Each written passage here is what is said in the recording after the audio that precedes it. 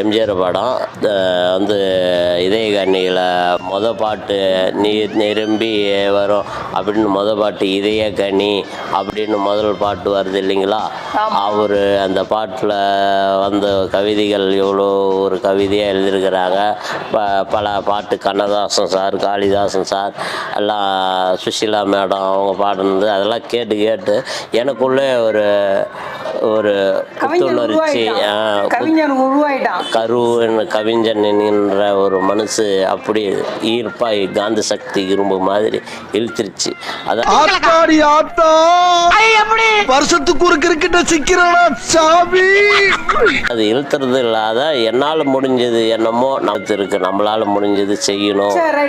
நீங்க எத்தனை பாட்டு எழுதிருக்கீங்க? நான் ஒரு 50 பாடல் எழுதிருக்கேன். சினிமா படத்துக்கு எழுதிருக்கிறேன்.